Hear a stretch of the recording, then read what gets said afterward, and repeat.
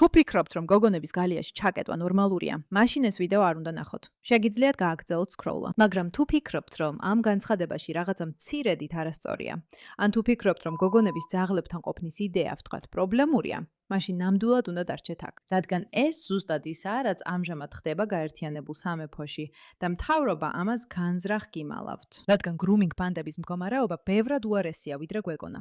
ამიტომ საჭიროა რომ ამაზე მეტი გაიგოთ, რადგან ეს ბრძოლა რეალური ბრძოლაა. ეს აღარ არის მხოლოდ თეორია. კეთილი იყოს თქვენი მობრძანება პუშბექში. მე მირაკი ვარ. პირველ რიგში დარწმუნდით, რომ გამოიწერთ არხს, რათა ფსიქოლოგიურად მოემზადოთ. ეს ვიდეო გულისრევას გამოიწვევს თქვენში. მინდა მადლობა გადაუხადო 260,974 ბრიტანელ მამაკაცსა და ქალს, რომლებმაც ხელი მოაწერეს პეტიციას, რათა ეს შესაძლებელი გამხდარიყო. და მინდა უსურვო ამ შესანიშნავ ადამიანებს, რომლებიც აქ დარბაზში ჩვენთან ერთად შედან, ბედნიერი ცხოვრება. ეს დებატი მათ ეხება. როგორც სწორად არნიშნეთ, ეს პოლიტიკას არ ეხება. მინდა რომ სოფლიომ მოისმინოს ის, რაც ჩვენ მოვისმინეთ იმ 2 კვირის განმავლობაში, ჩვენი დამოუკიდებელი გამოძიების მოსმენებზე. გამოძიება, რომლის საჭიროებაც არასდროს უნდა დამდგარიყო.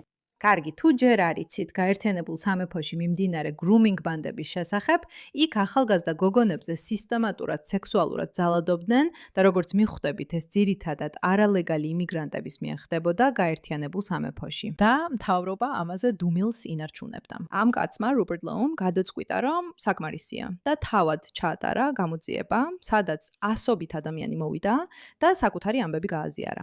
ეხლა ის ამ ამბებს მოკლედ მოგვიყვება. ეს უბრალოდ ჩემზარავია. ვისურვებდი, რომ გადაჭარბება იყოს, მაგრამ ეს ასე არც კი არის. ფულწრფელად მოუწოდებ ამ პარლამენტს მოусმინოს ამ მამაცი გადარჩენილების ჩვენებებს და იმოქმედოს, ბოლოს და ბოლოს იმოქმედოს. მოусმინეთ ამ მამაცი გადარჩენილების ჩვენებებს. პირველი ჩვენება.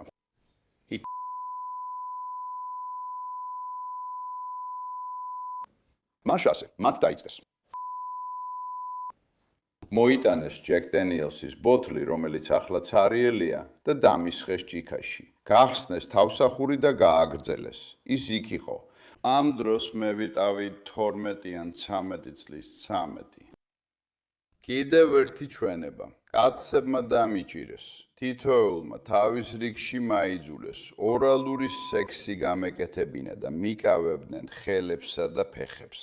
როცა ძალადობა დასრულდა, კაცებმა რამდენჯერმე დამატყეს და მემუქრნენ, რომ თუ ოდესმე ვინმეს ვეტყოდი მომხდარის შესახებ, მე და ჩემს საყვარელ ადამიანებს ავნებდნენ. კომენტარები იყო კიდევ ერთი. მუდმივად ისმოდა კომენტარები, რომ თეთრკანიანი გოგონები, ქრისტიანი გოგონები ავიქმებოდნენ როგორც ნაკლები მორალის ან დაბალი ღირებულებების მქონეები. მაშინ როცა მუსლიმი გოგონები ზოგიერთი მამაკაცის მიერ აღწერილნი იყვნენ როგორც ღირსების და მაღალი მორალური სტატუსის მქონენი.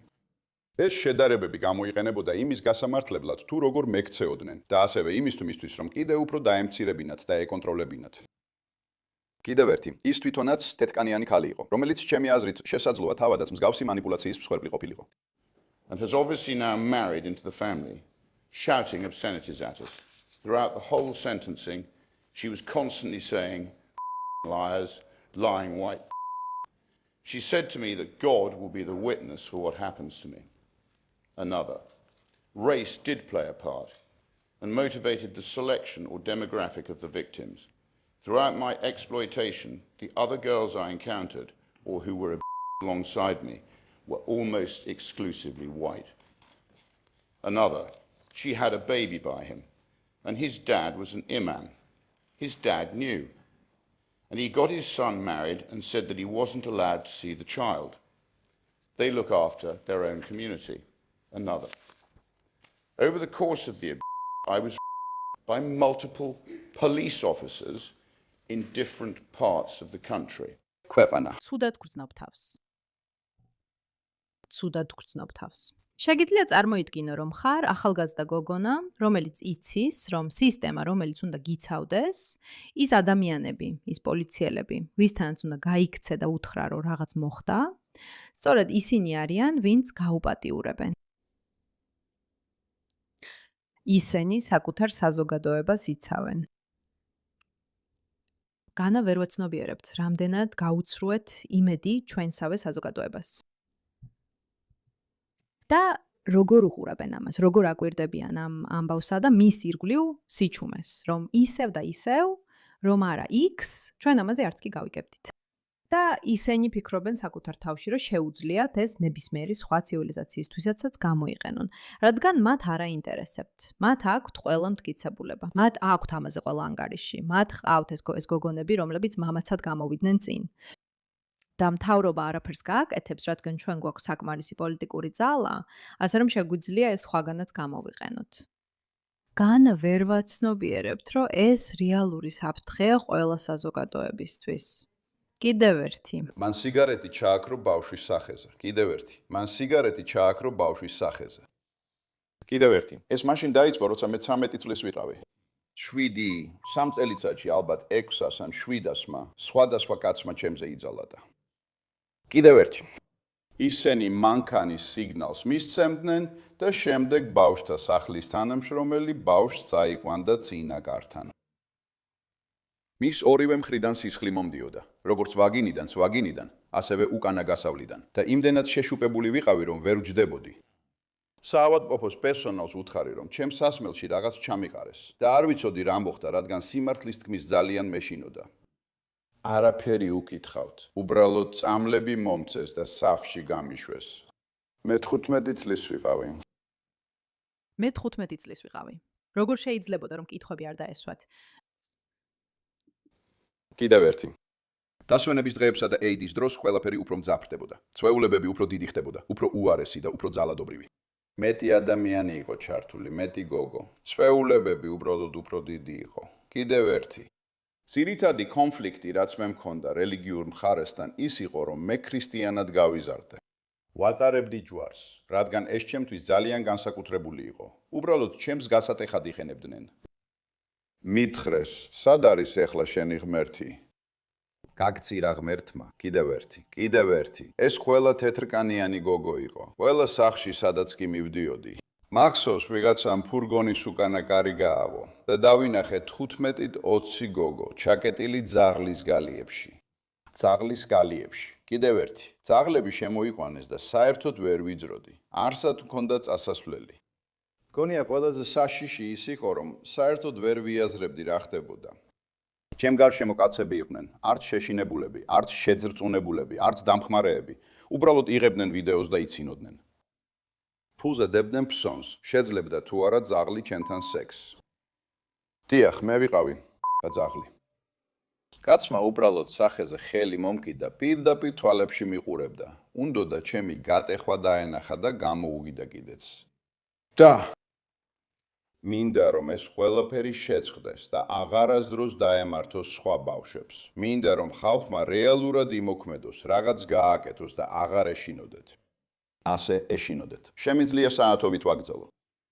ჩვენ ყველას, ვინც ამ შენობაში ვართ, პასუხისმგებლობა გვაქვს, რომ ბოლოს და ბოლოს ვიმოქმედოთ. არა ლაპარაკი, არამედ მოქმედება. ჩვენი ბანდების გამოძიების ანგარიში უახლოეს დღეებში გამოქვეყნდება. მომავალი სამუდამოდ შეცვლის ბრიტანეთს. მადლობა, მადლობა. მე ხშირად არ ვრჩები სიტყვების გარეშე. იცით რა არის ამაში ყველაზე გულისამრავი? უბრალოდ ერთი წამით უნდა გავჩერდე და ვიტირო. იცით რა არის ამაში ყველაზე გულისამრავი? ის ფაქტი, რომ ამ grooming ბანდების უმეტესობას პაკისტანელი იმიგრანტები მართავენ. მარტივი და ადვილია, მაგრამ ამას ვერ იტყვი. თუ გაბედავდა ამას იტყვი, თუ მართლა გაბედავდა იტყვი, მაშინ ისლამოფობად გამოგაცხადებენ და აკრძალავენ. ისინი პირდაპირ პარლამენტშიც კი ამტკიცებენ, რომ grooming ბანდებზე რაიმეს თქმა ნიშნავს ისლამოფობობას. მოდი ერთი წუთით ეს ვნახოთ.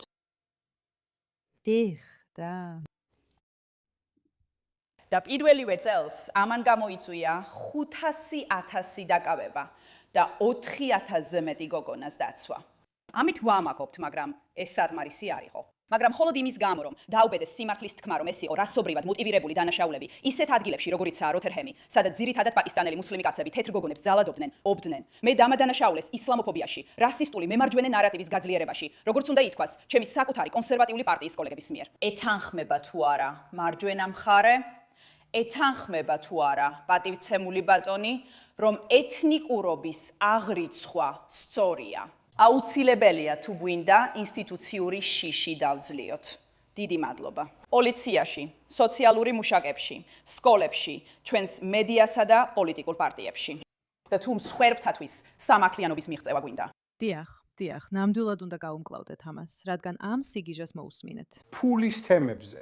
რადგან ეს იქნებოდა უღირსი პოლიტიკა და უღირსი პოლიტიკა, რომ მილიონებზე ზოგადი დასკვნები გამოვიტანოთ ჩვენი საზოგადოების ყველაზე გარკვეული 16,000 ადამიანის დანაშაულებიდან. ასე რომ, როდესაც ადამიანები სწორედ ამას აკეთებენ, პაკისტანური, მუსლიმური, აზიური ან მიგრანტთა თემების მიმართ, ისინი მტკიცებულებებს არ ეყრდნობიან. ისინი საკუთარ წინასწარ განწყობას ამჟღავნებენ. ისინი ბავშვების დაცვით არ ინტერესდებიან. ისინი დაინტერესებულნი არიან დიოლხუნ ფავარი ახნით. ეს არ ნიშნავს, რომ უნდა უგულებელფებელყოთ აზიელი მამაკაცები, მუსლიმები, უცხო ქვეყნის მოქალაქეები ან ვინმე სხვა. ეს ნიშნავს საპირისპიროს. ეს ნიშნავს, რომ ყველაფერს ვიძიებთ. ეს ნიშნავს, რომ ყველა ასეთ საქმეზე სისხლის სამართლებრივ დევნას ვიწყებთ. საინტერესო ის არის, რომ ეს კაცი პაკისტანიდანაა. სიურპრიზი. მისი რეგიონი დედაქალაქი ბრედფორდი პირდაპირ სავსეა პაკისტანელებით. და ის იქ დგას და ამ სულელურ, აბსურდულ განცხადებებს აკეთებს, თითქოს ვერ იტყვი, რომ ამას პაკისტანელები აკეთებენ. უნდა იყო დარწმუნებული, რომ ეს რასისტულია, ეს უკიდურესად მემარჯვენე ნარატივია მუსლიმების წინააღმდეგ, მუსლიმების, ეს უბრალოდ სიგიჟეა, შეხედე ამას, ეს პირდაპირი კადრებია, სადაც გოგონას ქუჩიდან ძალით წაიყვანეს.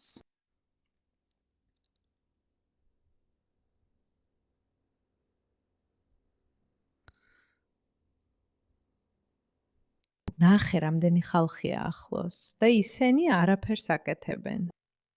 ეს არის პრობლემა შემოსულ იმიგრაციასთან, პრობლემა, რომ საზოგადოებებს ეშინიათ თავიანთი გოგონების დაცვა და ამ პრობლემის ყველაზე დიდი მაჩვენებელი ის არის, რომ ესეთი გიჟური და სიგიჟის ამბავია.